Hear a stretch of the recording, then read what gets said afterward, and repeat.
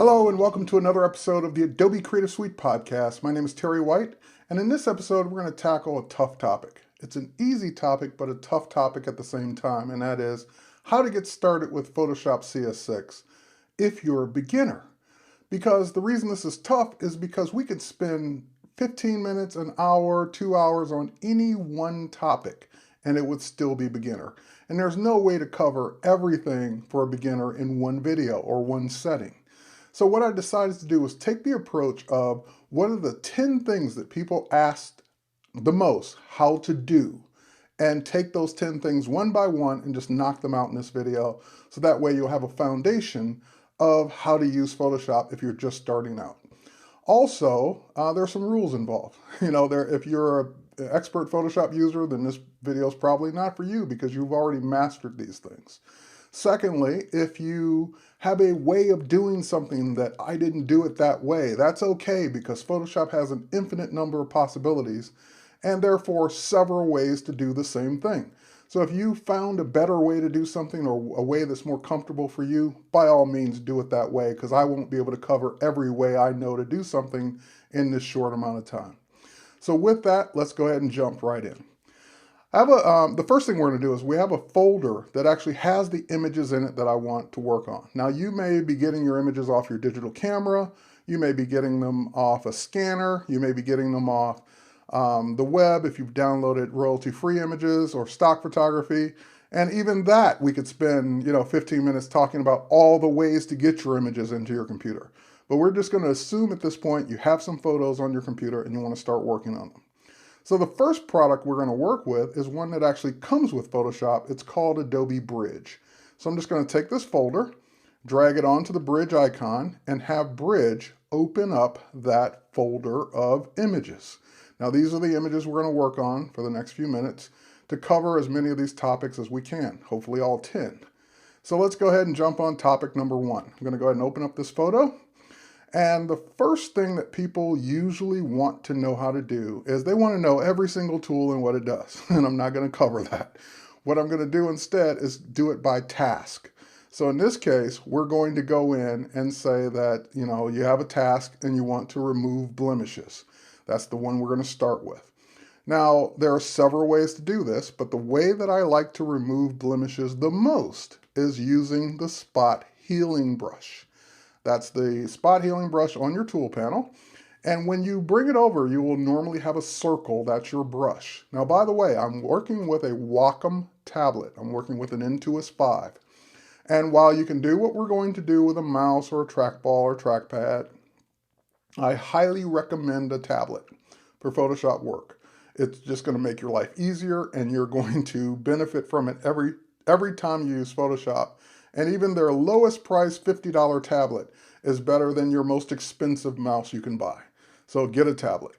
Now the next thing is when you bring this tool over to Photoshop and you're just opening Photoshop for the first time, you're going to be on what's called the background, and we're going to work on layers in just a moment. But you're going to be on the background, and so therefore any changes you make, you're making them to the actual image. Now the circle that you get will either be a circle or it will be like a set of crosshairs like that. That's because I have the caps locked down. So if you don't have the circle, make sure your caps lock is off so you can get the circle. Now, the circle itself it's your brush size. It can be hard, it can be soft. I normally like to work with a very soft brush. So we can go ahead and soften this up so that we have a nice soft brush to work with. And all I did was just click on this to get to the brush size, which can make it smaller or larger, and softer or harder. So I like a soft brush to work with. Now you can also, I said I would show you keyboard shortcuts. You can also make your brush bigger and smaller if you have bracket keys on your keyboard. So on the US keyboards, that would be next to the letter P. The open bracket makes it smaller, closed bracket makes it larger. So now that I've got this, I'm just going to go ahead and what blemishes do I want to get rid of? I want to get rid of the pimples and things that you probably wouldn't notice when you saw the person. And also the things that wouldn't be there maybe in a week if it's a pimple especially. Now I am going to leave things like freckles because that's her face. That's the way her face normally looks and she probably likes her freckles. So when you're deciding what to get rid of, you're typically getting rid of the things that are temporary on the person, like a bruise or a scar that, will ultimately heal, but didn't heal before you took the photo. Or things that, you don't notice when you're looking at the person in person. Now, as you can see, I'm either clicking or painting with this tool to remove these things, and I just personally don't like necklines, so I'm just removing those even though everyone has them.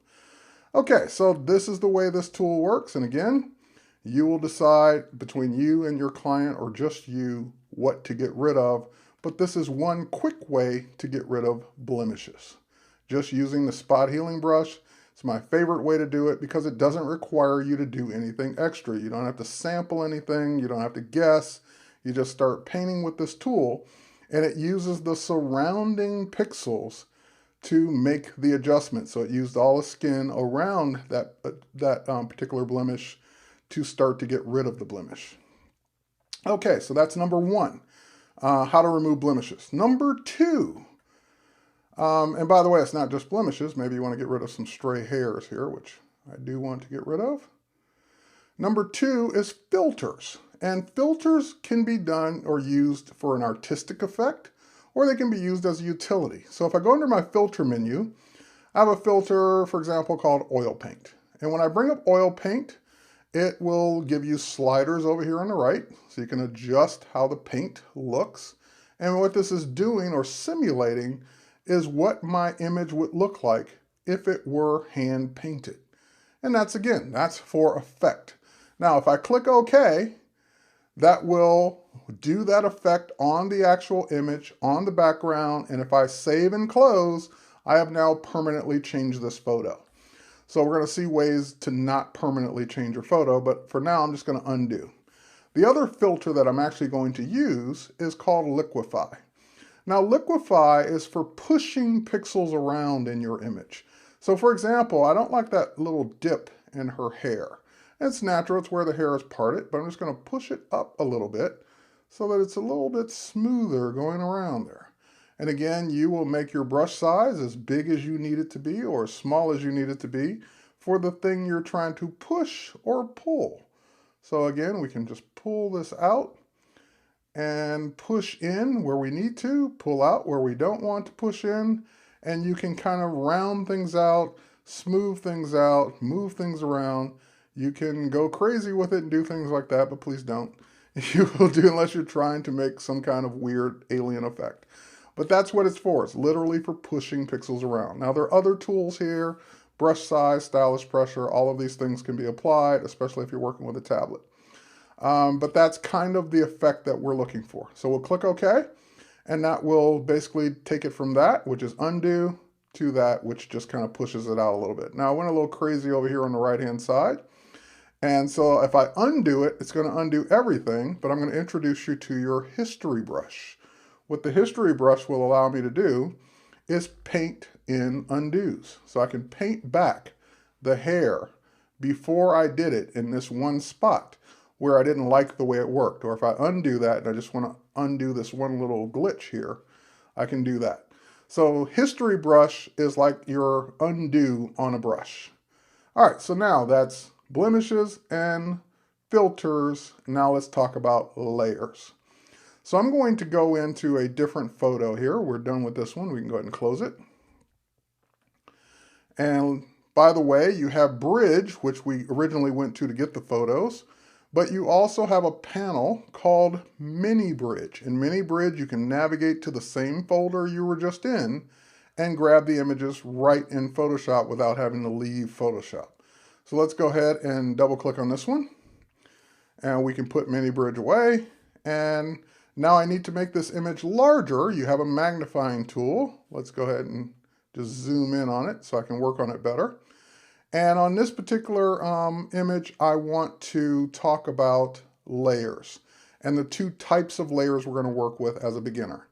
Now layers, if you think of layers, think of them as your original images on the bottom, and you're putting clear pieces of acetate on top. And whatever you do on the acetate, of course, is not affecting, you're protecting what's underneath.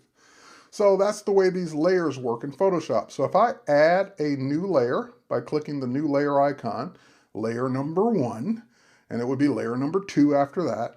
Whatever layer selected, that's the layer I'm working on, and therefore it is not affecting anything underneath that layer. So for example, if I were to just grab the paintbrush and start painting with red paint and ruining the photo, oh no, you've painted over him.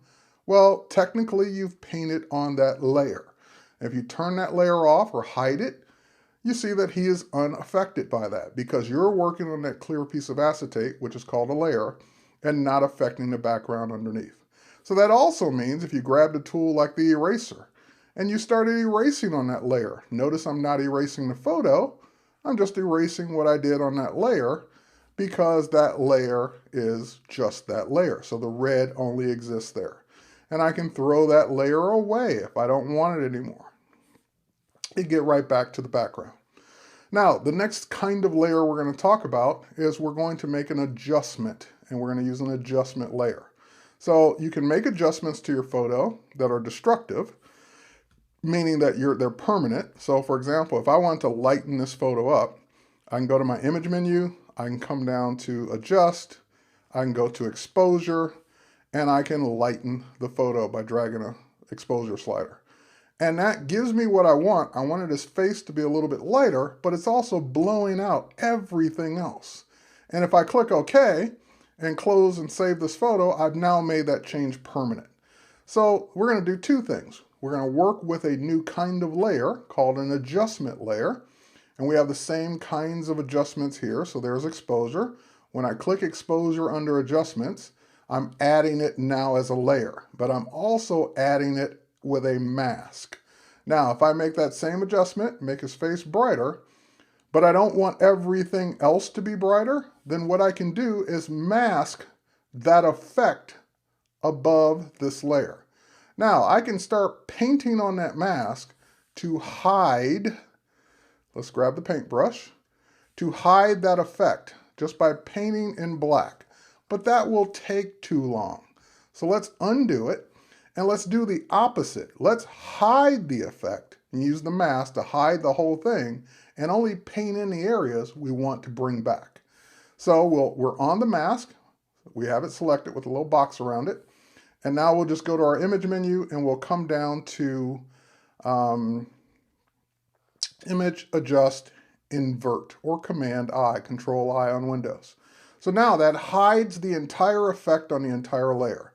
And notice that hiding is black, showing is white. So when it's all black, that means you've hidden the entire effect. So now if we switch to white paint, just by clicking the little double arrow here, and if it's not on black and white, you hit the letter D to go back to your default colors, or just click here to go back to your default colors. And now that we're on white, when we paint just on his face, we are now bringing in that effect. And by the way, we can use a brush, and we can use a nice soft brush to soften the effect. There we go. We're now bringing that effect in only in the area where we want it. But more importantly, because that is a layer, it has opacity. That means we can turn it down. It's a little too bright. Or we can leave it at 100% and just adjust the layer itself. Make it darker, make it brighter. So we can do it either way, but we punched a hole in the mask, so therefore that effect is only showing through that hole that we just made. And now we can adjust accordingly. So that's making a photo lighter or darker using exposure, which was number 4. Number 5 was selective adjustments, making an adjustment in a photo selectively by using a mask on a layer. All right, so now let's go ahead and we'll close Donnie here. And the next thing we're going to do is we're going to remove an object from a photo. That's one that I get asked all the time. So let's go to this one. Now, these photos I got came from iStock Photo. So some of these are shot myself, like the one of Donnie we just closed, but some of these are iStock, and they will say iStock up here if they are. And that number, if you were to search for this number, you'd actually find that photo and you'd be able to do exactly what I'm doing so you can work along with me. But the fact that it's an iStock photo, you know that you can download it, and therefore there are no tricks behind this. So I just wanted to make sure you knew that. So let's go ahead, and now we want to do two things. First, We want to remove the kid from the photo. We just want the mom. So the way we would do that is we have to make a selection. And there are all kinds of selection tools in Photoshop. There are your marquee tools. There's your lasso tools. There's your quick selected magic wand. You have the pen tool down here somewhere. There it is. So you have all these tools to make selections. And of course, you will become comfortable with whichever tools work best for you. I'm going to cheat and start with the easy one, the one that is called Quick Select. So when you see an arrow to the bottom right of a tool, that means that that tool has more than one tool underneath it. So you may be on Magic Wand and you're saying, where's Quick Select? You just hold down Magic Wand, go to Quick Select, and you can switch. Now Quick Select is, as the name implies, it allows me to make a quick selection. So I can go through and select him, but I'm also going to need to remove his shadow too, so that we would never know he was there. And just like that, quick selection identifies the pixels that are similar and makes a selection. But in order for me to do this effectively, I need to bring that selection out all the way around him a little more. So we're going to use a technique called Select, Modify, Expand. And I'm going to expand it by, and you'll have to guess at your number because it depends on the resolution of your photo. But for this one, I'm going to use 10. And that just move the pixels or move the selection out by 10 pixels all the way around. Now we're going to use some Photoshop magic that was introduced in CS5 and of course is in CS6 called Content Aware Fill. Now you can bring up Content Aware Fill as long as you're on the background, you're not on a layer, by just hitting your delete key on the keyboard. That will bring up your fill dialog box. And the first time I recorded a video showing Content Aware Fill, I must have had a million comments that said, whenever I hit delete, it doesn't work, or when I do, I don't have a delete key on my keyboard because I'm in a different country, or I'm on a PC, or I'm this or that. So here, let's just cancel. If for whatever reason delete doesn't bring that up for you, go to edit, fill. It's the same thing. So delete just is the shortcut to bring that up. So now that we're on fill, and make sure you're not on one of these other options, you're on content aware, we click OK. And Photoshop will use the surrounding pixels to fill that in. And that's the beauty of it. Now, did it do it perfectly? No, I can see some little spots around here or highlights of the head because I know he was there. So now you can use your other methods that we just talked about to simply get rid of those. And now they're gone. And now that one's gone. And now he's gone. So there it is. Kid's gone out of the photo. Removing an object out of the photo with Content Aware Fill. So I'm going to undo, and bring it back. And I did my undos from the keyboard. Step backwards on the Mac is Command Option Z.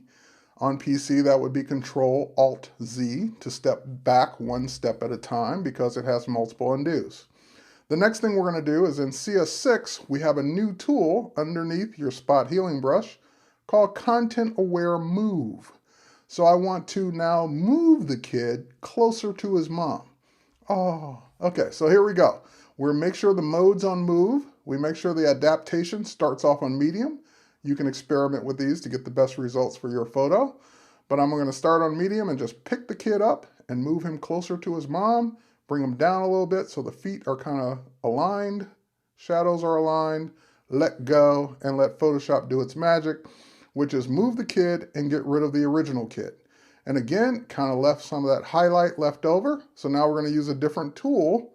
We could use spot healing, but we're going to use the patch tool because it's faster to make a selection of this stuff that got left behind. There we go, just draw around it, drag it to a spot where that doesn't exist, let go and have it take care of it. So the patch tool is great for getting rid of things in a photo as well as using Content Aware Fill. So there you go, removing an object, number 6, moving an object, number 7. What's number 8? Let's go ahead and close this. And for number 8, going back to Mini Bridge, we're going to work on 2 photos at the same time. So we're going to select this one. Actually, we'll open this one first. Actually, it doesn't really matter, but yeah, let's open up this one first. We'll open up the background first. And we'll open up this one next. And we're going to do the age-old thing that people always want to know how to do. How do I take a photo on one background and put it on a different one? So they're both open in these tabs here. And what I want to do is, of course, put the photo of the model on the photo of the background, the stock background from iStock. So I took this photo in the studio. This photo I downloaded from iStockphoto.com. And now we're just going to go ahead and take our Move tool, and we're going to pick up this entire image. You're not moving it yet, but you're going to drag your mouse all the way up to the tab. Don't let go until you drag it all the way down into the image, and then you can let go. Then you're going to get warnings, potentially. Hey, these aren't the same resolution. Is that okay? Yes. Hey, these aren't the same color space. Is that okay? Yes. Bring it in. So Photoshop was just doing a good job of telling me that these two photos don't match from the standpoint of one was shot at 16-bit on a Nikon camera, the other one wasn't. One was in, Pro RGB, the other one was in sRGB or something else, or Adobe RGB. So it's just letting me know all this technical things about why those two photos aren't the same. So now that's okay. We'll just go ahead now and use our zoom tool, and we'll zoom in.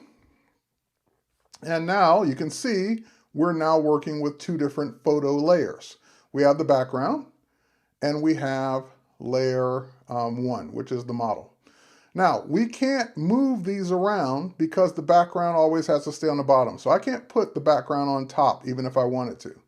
But the way we can get around that is this little lock, which is locking it in place. We can drag that little lock to the trash of the layers, and now I can pick this layer up and put that on top if that's what I want it to do, but it's not.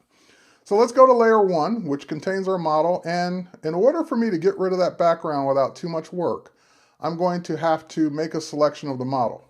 So to do that, we're going to do the same thing we did before. Quick select because it's fast, not because it's great, because it's quick. So we'll do a quick selection, select her arm, select the guitar, and the other arm, the other leg. Just trying to make sure we don't miss things here. The neck of the guitar here. Let's make sure we get all those pieces.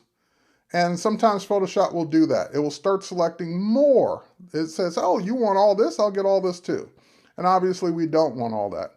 So notice that this tool has a plus sign in the middle of it. That means it's adding to the selection. When you want to subtract, you hold down your Option or Alt key. So Option key on the Mac tells it to subtract that from the selection. Option key on the Mac tells it to subtract this part under the guitar from the selection. And if I let go, then I'm back to adding. So subtract this part under the arm, add this part next to the chest there. Okay, so again, this tool is for quick selections, not accurate selections, so it's going to be horrible on things like hair. But that's okay. We got what we needed, which is the outline of the figure that we want. Now the next thing we need to do is go up to this, my favorite button for this is called Refine Edge. When we click Refine Edge, that will show you the image on whatever background you last had it on. So marching ants, red overlay, on black, on white, as a mask, on layers, or not, don't show me a selection. So obviously showing it on layers is kind of cool because you can actually see it on the background that you're compositing it to. So now if we zoom in, we can see what's going on here around the hair. We can see some of that white background in it. So we're going to go ahead and do a couple things. We're going to turn on Smart Radius and just boost our slider up just a little bit. And that teaches Photoshop to soften the edges that should be soft, keep the edges around the shoulders and areas that should be hard. Next, we're going to go to the Refine Edge tool. And this tool is used to go where the background used to be, which is out here, and basically start painting and saying, nope, I don't want that color throughout this edge. And basically, it will start to remove that color from the edge. And that's the way this technique works. Now, of course, your mileage will vary based on your subject, what your subject's wearing, what kind of background they're on. And I know what people are saying right now. You're cheating. You doing this on a white background. That's so easy. Oh my God. If I only had white backgrounds, then it would be a piece of cake. Well, guess what? As a photographer, if I think I'm going to take something off a background, I shoot it against something that's going to be easy to do. So it takes a little bit of planning sometimes in Photoshop to make life easier. That's not necessarily a cheating, that's just planning ahead. It's making my life easier accordingly. Now, once you get it the way you want, you can use Shift Edge to kind of remove some of that white there. We can also use contrast to kind of get more of that in there. We can decontaminate colors, which also removes some of the reflected color off of our subject. And then, we can keep working, but I think you get the idea. When we click OK, that becomes our new layer. It turned off the old one, which you still have, and that becomes our new layer based on our new selection, our new mask. So we can keep working on the mask. If we wanted to tighten it up, make it better, but you get the idea. Now, one more trick to kind of make this look better, we're going to make an adjustment to it. So we can either add an adjustment layer or just simply go to Image, Adjust, and go to Exposure once again. We're just going to bring down the exposure just a little bit because she's a little lighter than she would be if she were really in that dark kind of, stage background there. And also, the next thing we're going to do is we're going to, even her skin tone is not right for this kind of lighting because that's what happens if you shoot two different things and put them together. The lighting usually isn't the same.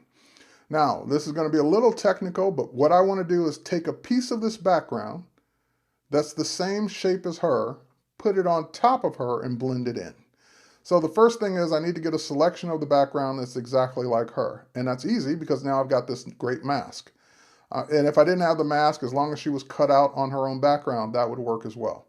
But and by the way, this is what she looks like on her own, with nothing behind her. So that is number 8, removing the background. That's how you do it. But we're going to take it up a notch by putting it on a different background. Now, while I've got this mask, I'm going to hold down my Command key on Mac or Control key on Windows and click on it. That tells it to make a selection that's the same shape as everything we just cut out. Now we're going to go to the background and we're just going to make a copy of that background in the shape we just selected. So layer, let's say layer, we want new layer via copy. I'm always doing Command J, so it took me a minute to find it. New layer via copy makes a new layer that is just that. It's just the background of her cut out. Now we're going to take that new layer and drag it all the way up to the top so it's on top of her. And then we're going to take that layer and we can either blend it in, but I kind of like the colors the way they are. I'm just going to simply set the blending mode from normal to color and then lower the opacity to bring back her original color in a little bit more so that maybe around 20%. This is before, that's after, just kind of toning her down into the same color as the background she is now on. Using this color that we cut out of the background, duplicate it and put it above her. So that would be our finished photo. Just wanted you to have the idea to do that. Now, for those of you who said I cheated, for those of you who said, oh my God, that was so easy, it was on a white background, I've got one for you. Let's go back to Mini Bridge. And let's go ahead and do this. Let's double click on this photo. And this is the background I want to put her on. And this one is not so easy. This one is not as easy, at least, because in this photo, the problem is she has blonde hair against kind of a blonde wood. It's going to be hard for Photoshop to figure that out. We've got the hat and everything too with shadows on it. So not as easily, because this is stock photography. This one actually came from my stock, and it wasn't shot with the intention of putting it on a different background. But this is the background I want to put it on. So we're going to take this background, we're going to work the opposite way, just so you know how. Use our Move tool, drag it into the Cowgirl tab, Drag it down into the image and let go. You're going to get the warning about the color space. That's okay. And now we've got the background on top. I did this on purpose so you can learn how to size it. So we're going to go up to our edit menu, free transform. That'll put handles around it. Hold down your shift key so that you can scale it proportionally and bring it up. Okay, great. Click OK, hit enter, click the little check mark, whatever you want. And now we've got the problem with what we want as the background, which should be on top. We can't drag it on top because the background's always on the bottom. But if you double click on it, that'll turn it into a layer. Or if you drag the lock to the trash, that will turn it into a layer. And now you can rearrange the order. Okay, great. So now we've got our cowgirl selected on top, and we do the same thing. But this is not going to be as easy. So let's go ahead and do our selection. Quick select, quickly select. That's why we use quick select, because it's quick. There we go. Not because it's accurate. If you really wanted to be accurate, you'd use something like the pen tool and trace your way around the image. But so many times I'm going to use refine edge, I really just don't need the pen tool accuracy for this kind of stuff. Now we're going to go ahead and make that smaller, get this little part under the arm there. And I think I got everything. I got the hand. Yep, got all that. Got the shoulder, got the hair, got the hat. Got all pieces of the hat, even that little piece up there, that little piece there. Okay, we got it all. So same thing, refine edge. When we do refine edge, that shows us what we've got so far. Again, we can put this on anything we want. We can see it on the mask. We can see it on black and white, black or white, I should say. Overlay, marching ants, whatever you want. Now, I'm going to keep it on white just for a moment here. We're going to see, again, smart radius to kind of soften up that selection where it needs to be soft. Keep it hard around the hat where it needs to be hard. And again, if we go too far, we'll start bringing in garbage. So we don't want to go too far with that. All right, next, we're going to use the refine radius tool to kind of get rid of some of that background color around the edges here and bring back in some of the hair. So we just start kind of getting that out. And you're saying, well, wait, that's not really doing a good job. Well, you're right, because you're working on a background of wood, and that's not easy to do. You wanted something that wasn't easy. This is something that's not easy. But anyway, I can keep going, kind of trying to bring back in the hair, and then I can tweak what I've done with the sliders. So we can say Shift Edge, kind of tone that down a little bit. And again, you go too far, you'll start cutting the hair off. We can also use contrast to bring that back in as well. So we're trying to get the little stray areas of hair without having too much of a shade on it. All right, once we're happy with it, again, decontaminate colors, kind of turn off some of the color that might have been reflected onto her. That will also automatically put it on a mask for us. Again, you can play around with the Shift Edge until you're happy. But if we look at this against what it's going to be on, or anything else, you really won't notice it as much. That's the point, is that while you would see it on nothing, you wouldn't see it as much on a background like we have it here. So once again, we'll click out of this, we'll click OK. That becomes our new image. Once again, we will tone down that layer, image, adjust. We can use exposure, we can use levels. Let's try levels this time. In levels, we have shadows, midtones, highlights. We're going to go ahead and adjust the midtones just down just a bit. Because again, she was very bright against that not so bright background.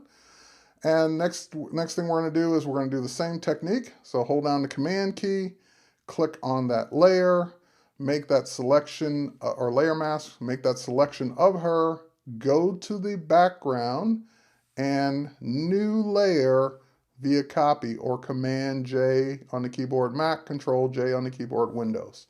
That will make a layer of her shape out of the background. We're going to take that layer and move it to the top. Now we're going to average those colors, the things we didn't do on the other one. We're going to say Filter, Blur, Average. Average the colors of the blue, the orange, the brown, the beige. Average it out. That's what it should average out to.